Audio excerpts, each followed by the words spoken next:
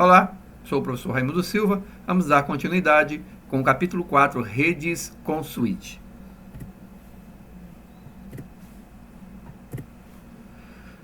Nesse capítulo teremos duas sessões, com projeto de redes locais e o ambiente comutado. Projeto de redes locais. Bom, a crescente complexidade das redes, as redes da próxima geração, elas precisam ser seguras, confiáveis e estar sempre disponíveis. Elas precisam suportar uma força de trabalho globalizada.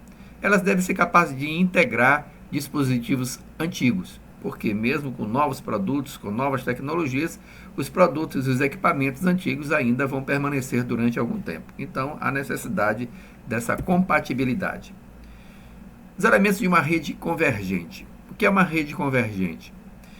Antigamente, você tinha, por exemplo, as televisões eram totalmente analógicas, você tinha o cabeamento da televisão, quando era uma TV cabeada, próprio e exclusivo para a TV.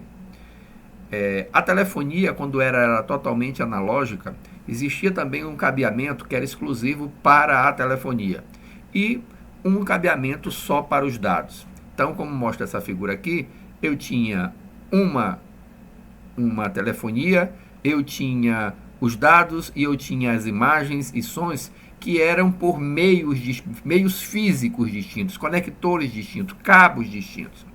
E hoje houve uma convergência, todo mundo, entre aspas, falando IP, e tudo convergiu para um único meio, para uma única rede. Telefonia IP, os dados que nasceram naturalmente IP, voz e imagem também em base IP. Então, com isso, se tudo está em IP, tudo é quadro, tudo é pacote, tudo vai convergir pelo mesmo único meio. As soluções de redes convergentes integram sistemas de voz, telefones IP, gateways de voz, suporte de vídeo e conferência de vídeo. A principal vantagem da rede convergente é apenas uma rede física para instalar e gerenciar. Uma rede sem borda, tá? Que é o Cisco Borderless Network, tem os seguintes recursos. Permite que empresas se conectem a qualquer pessoa, em qualquer lugar, a qualquer momento, por qualquer dispositivo, de forma segura, confiável e direta. Se a gente observar aqui nesse gráfico, nós temos aqui distintamente 3 localidades, um campus grande, um campus médio e um campus pequeno.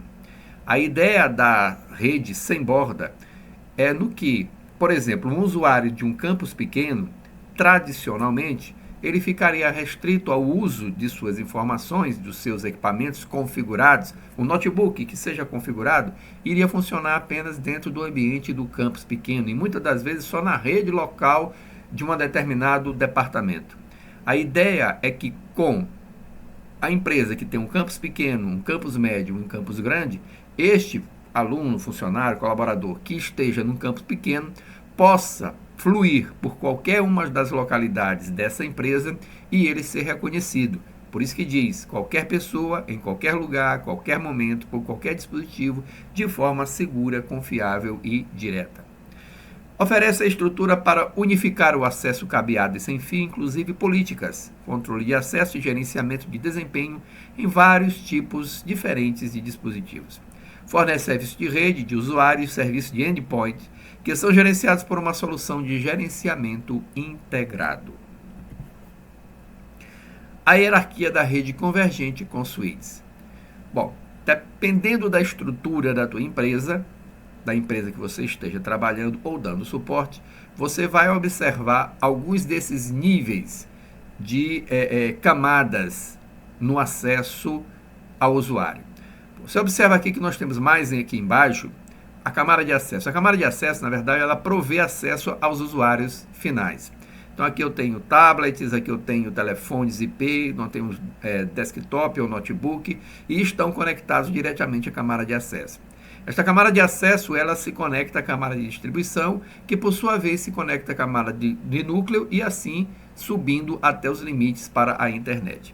Dependendo do porte da empresa, o que você pode ter é uma camada de acesso e uma camada de núcleo de distribuição unificada, dependendo do porte da empresa.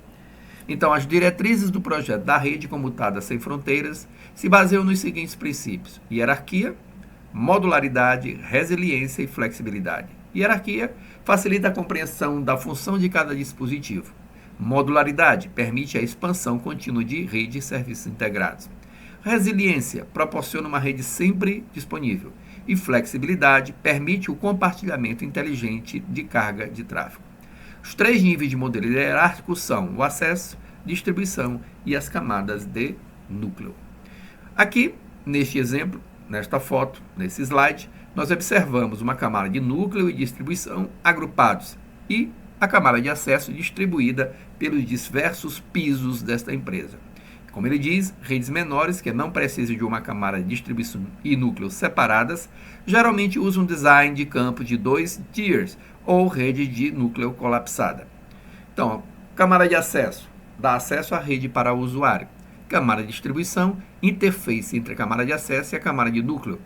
Oferece como funções agregar domínios de broadcast de camada 2 e limites de roteamento de camada 3. Roteamento, funções de política de acesso e switch inteligentes para entrar no resto da rede. A camada de núcleo é o backbone da rede, proporciona conectividade de backbone, de isolamento de falhas e de alta velocidade. Funções de redes comutada. Uma LAN com switch hierárquico permite mais flexibilidade, gerenciamento de tráfego e recursos adicionais.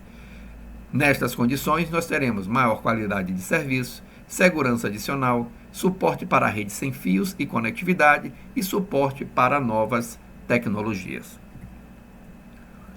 Tamanhos das redes comutadas. Bom, aqui nós temos alguns equipamentos que estão disponíveis para uso. Esses equipamentos aqui de configuração física são os mais comuns, são os mais baratos financeiramente. Um equipamento que você compra com uma configuração fixa não tem condição de ser ampliado a sua capacidade de processamento ou a quantidade de portas, por exemplo.